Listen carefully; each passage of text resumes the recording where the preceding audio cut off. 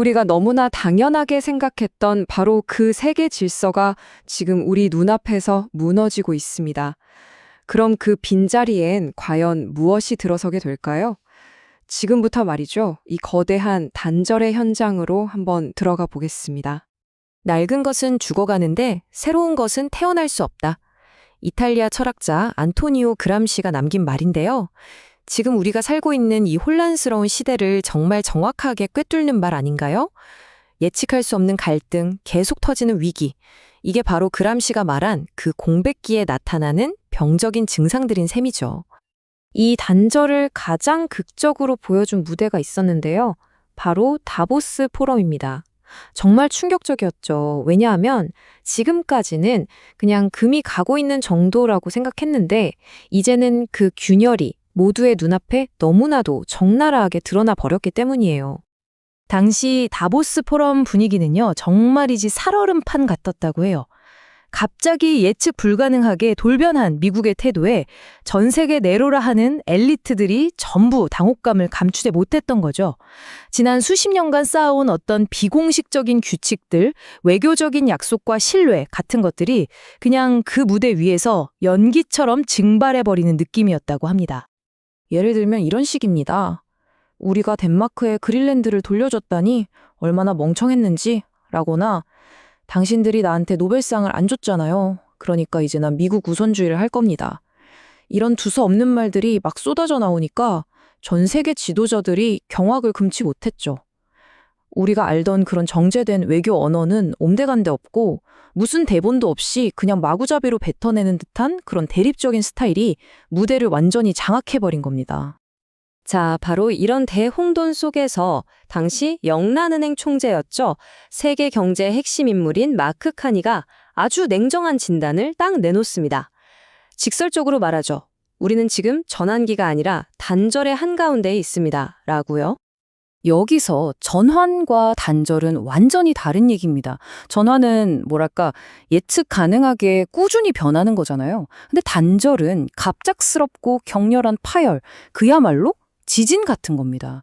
국제 규범이라는 문화 자체를 그냥 산산조각 내버리는 거죠. 그러니까 카니가 지적한 건 단순히 권력이 이동하는 수준이 아니라 우리가 믿고 있던 외교의 언어, 규칙, 그 기반 자체가 송두리째 무너지고 있다는 거였어요.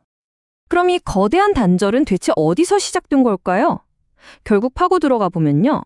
세계 속에서 미국이 어떤 역할을 해야 하는가에 대한 두 가지 정말 근본적으로 다른 비전이 꽝 하고 부딪힌 결과라고 볼 수 있습니다.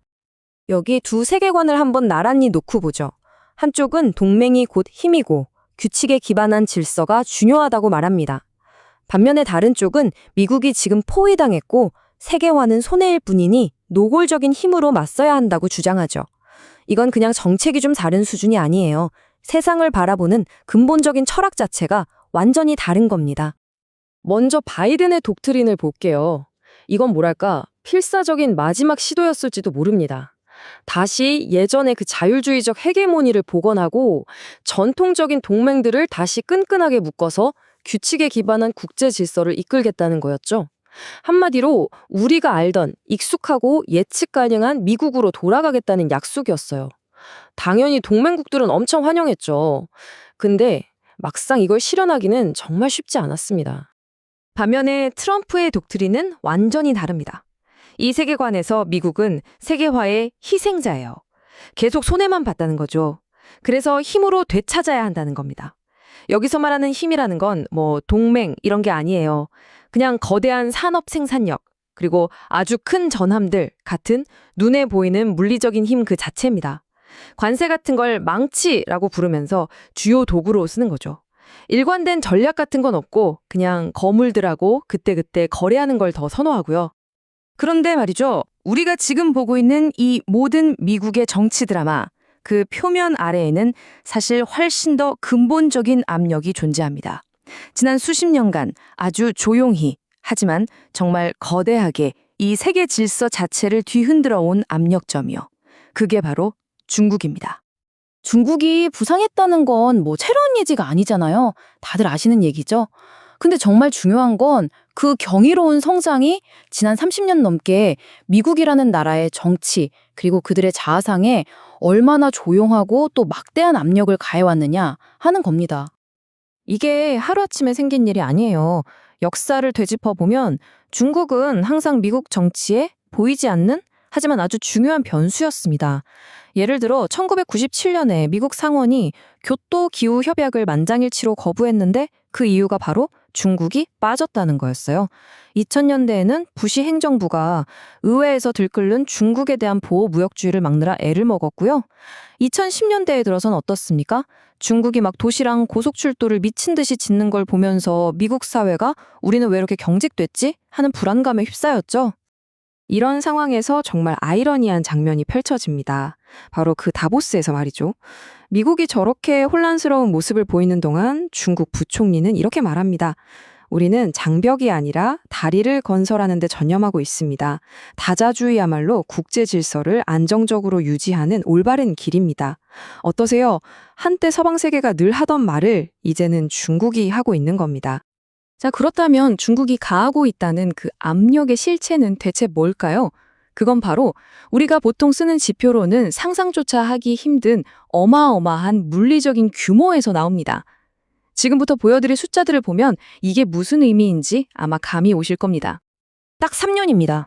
2010년대 단 3년 동안 중국이 쏟아부은 콘크리트 양이 미국이 20세기 전체, 그러니까 100년 동안 쓴 양보다 더 많습니다. 이게 잘 와닿으시나요? 3년 대 100년입니다. 또 있습니다. 미국이 캘리포니아에서 한 500마일, 그러니까 약 800km짜리 고속철도 하나 짓겠다고 10수년째 쩔쩔매는 동안에요. 중국은 23,000마일, 거의 37,000km에 달하는 고속철도를 그냥 지어버렸습니다. 거의 지구 한 바퀴에 가까운 길이죠. 이건 더 놀랍습니다. 지금 현재 중국인들이 살고 있는 집, 10채 중에 거의 9채가요. 불과 한 세대 전인 1990년대 초 이후에 지어진 것들입니다. 이게 무슨 뜻이냐면 말 그대로 한 세대 만에 나라 전체가, 사회 전체가 그냥 통째로 새로 지어졌다는 얘기예요. 그리고 이건 현재 진행형입니다. 중국은 이제 1년에 1000기가와트의 태양광 패널을 생산할 수 있는 능력을 갖췄습니다. 이게 어느 정도냐면요, 지구 전체를 기후 안정화 경로에 올려놓을 수 있을 정도의 그야말로 압도적인 생산력입니다. 자, 상황이 이렇다 보니 질문은 아주 명확해집니다. 이 낡은 질서가 무너진 텅 빈 자리, 그 다음엔 과연 무엇이 올까요? 혹시 우리가 생각하는 것처럼 단순히 하나의 제국이 다른 제국으로 대체되는 그런 간단한 문제일까요? 네, 아마 지금 많은 분들이 이렇게 생각하고 계실 겁니다. 아, 이제 미국의 시대가 가고 중국이 주도하는 질서가 오는 거구나. 과연 그럴까요? 하지만 현실은 그렇게 간단하지 않을 가능성이 높습니다.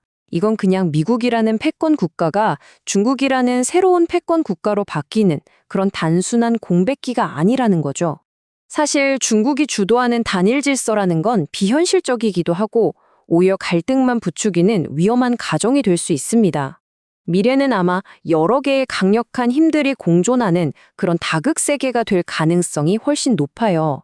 하나의 단일한 질서가 아니라 여기저기서 서로 다른 질서를 만들려는 시도들이 무질서하게 얽혀있는 그런 세상 말입니다. 다시 마크 카니의 말로 돌아가 보죠. 그는 이렇게 말했습니다. 미래를 대비하는 가장 좋은 방법은 새로운 단일 주자를 찾는 게 아니라 안정과 질서의 네트워크를 널리 퍼뜨리는 것이라고요. 마치 여러 시스템이 겹쳐있는 그물망처럼 말이죠. 이제 안정이라는 건 누가 그냥 주어지는 게 아니라 수많은 행위자들이 끊임없이 서로 부딪히고 협력하면서 함께 만들어가야 하는 그런 것이 되었다는 뜻입니다. 그래서 마지막으로 이 질문을 던져보려고 합니다. 이렇게 하나의 명확했던 질서가 사라진 세상에서 앞으로의 규칙은 과연 누가 그리고 어떻게 만들게 될까요? 이것이야말로 바로 지금 우리가 마주한 이 새로운 시대의 가장 근본적인 질문이 아닐까 싶습니다.